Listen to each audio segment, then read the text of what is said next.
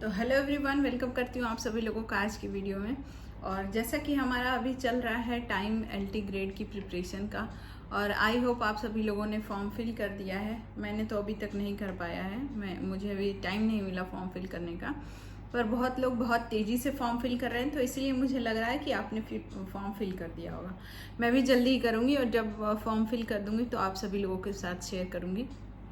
तो देखिए, इस एग्ज़ाम से रिलेटेड बहुत सारी हमारे दिमाग में बहुत सारे क्वेश्चंस घूम रहे हैं, जो कि मैं वन बाय वन आप लोगों से अभी बात करूंगी उन क्वेश्चंस के बारे में। तो सबसे पहला क्वेश्चन ये है कि हमारा जो एग्ज़ाम है, कोई भी सबसे पहले तो लोग कंफ्यूज हैं, कोई भी प्री को देख ही नहीं रहा है, सभी लोग मेंस पे अटके हुए हैं। सब लोग मेंस रिटन हो गया, हाँ मेंस रिटन हो गया, अब मेंस को कैसे करेंगे, यही सबके दिमाग में चल रहा है। मेरे भी ऑफ कोर्स चल रहा है, बट उससे पहले मुझे अभी प्री की चिंता है। पहले प्री क्वालिफाई करेंगे तब तो मेंस में पहुंचेंगे।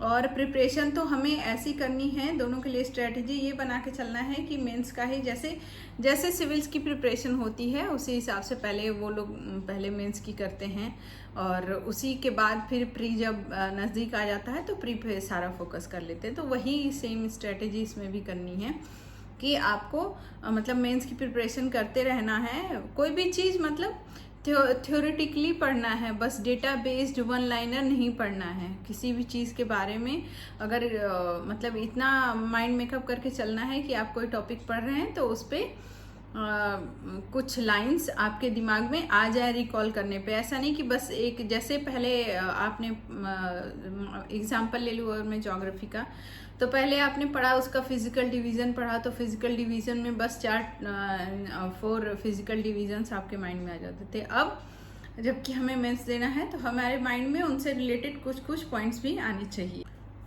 तो यही है कि हमें अपना मेंस का प्रिपरेशन करना है, ऐसा नहीं है कि नहीं करना है अपने से हो जाए, ऐसा कुछ नहीं है।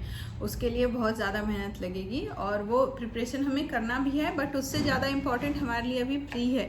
तो स्टार्टिंग हमें इस तरह से करना है कि मेंस का प्रिपरेशन ज्योग्राफी के लिए मैं बता रही हूँ। ज्योग्राफी में तो देखिए आपको एनसीईआरटी आपको बेस बनाना पड़ेगा, क्योंकि एनसीईआरटी बहुत मतलब किसी भी चीज़ की डेफिनेशन ये सब चीज़ों के लिए बहुत ऑथेंटिक बुक है।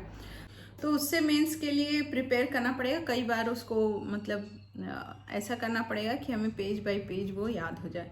इसके लिए कई बार उसका रिवीजन करना पड़ेगा। तो ये रही मेंस वाली बात कि हमें मेंस की प्रिपरेशन करते हुए चलना है। ऐसा नहीं कि बस वही प्री का ही कर रहे हैं, बट अभी ये नहीं डरना भी नहीं है, ये नहीं करना कि रिटन हो गया तो हम फॉर्म ही नहीं फिल करेंगे, हम इस एग्ज़ाम की प्रिपरेशन ही नहीं करेंगे। ऐसा बहुत सारे लोग पैनिक क्रिएट कर रहे हैं, तो ऐसा मत सोचिए। सबके लिए ये एग्ज़ाम न्यू है, तो उसी तरह से आप फॉर्म करिए, फिल करिए और तैयारी करिए। ऐसा नहीं है कि पहले से ही डर के बैठ जाएं। और प्री के लिए अपने सब्जेक्ट्स के अलावा हमें जीएस की प्रिपरेशन करनी है, तो जीएस की प्रिपरेशन आप स्टार्ट कर सकते हैं लूसेंट से।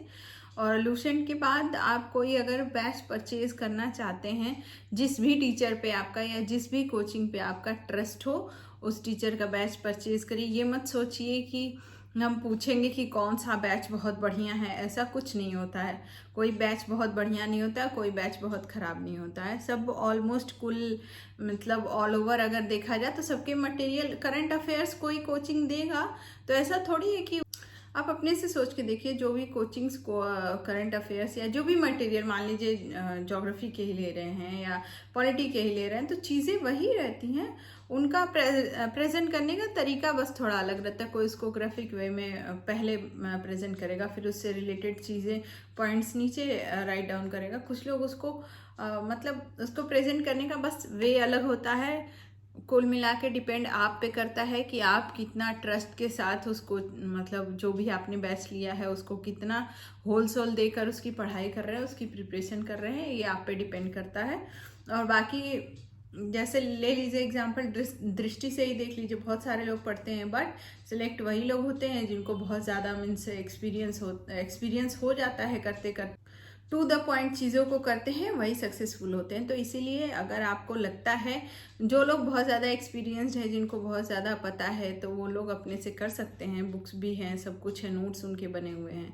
बट जो लोग अभी नए हैं, जिनको लग रहा है, सेल्फ डाउट है कि हम अपने से नहीं कर पाएंगे, हमको पता नहीं है कौन सा टॉपिक किस बुक से कहाँ से लेना है, तो वो लोग ऑफ कोर्स, और बढ़िया रहेगा कि वो लोग बैच लें, और बैच जो भी आपके टीचर हैं उन पे ट्रस्ट करें और उसको पूरा सिलेबस कंप्लीट करें और उसी हिसाब से प्रिपरेशन करें। और ऐसा भी बहुत सारे लोगों के साथ कन्फ्यूजन है कि बस अब एग्ज़ाम होने ही वाला है, नवंबर में ही हो जाएगा, अगस्त तक फॉर्म ही फिल होगा, तो हम कब प्रिपरेशन करेंगे। तो देखिए, जहाँ तक सुनने में बातें आ रही हैं, अभी एग्ज़ाम होने वाला नहीं है। एग्ज़ाम होगा दिसंबर या जनवरी में, प्री का एग्ज़ाम होगा, और उसके बाद मार्च, फेब या मार्च तक, या मार्च या अप्रैल तक, ऐसे ही कुछ एटलीस्ट 2 मंथ्स का तो गैप रहेगा ही। तो उसके बाद रिटन होगा और तब जाके रिटर्न देना होगा, मतलब मेंस जो होगा तब देना होगा।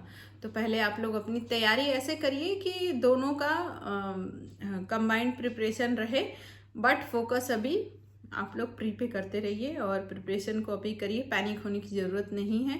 और प्रिपरेशन करने सबसे पहले फॉर्म फिल करिए, उसके बाद अपनी प्रिपरेशन स्टार्ट करिए, और डरने की बात नहीं है।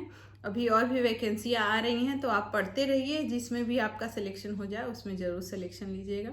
तो आज के लिए इतना ही। जो लोग पहले से फॉर्म फिल कर लिए हैं, कमेंट बॉक्स में ज़रूर लिखिएगा कि फॉर्म फिल कर लिया है। जिन्होंने नहीं किया है वो भी बताइएगा कि हमने अभी नहीं किया है। तो चलिए, आज के लिए इतना ही, मिलते हैं कल, तब तक के लिए बाय बाय, टेक केयर।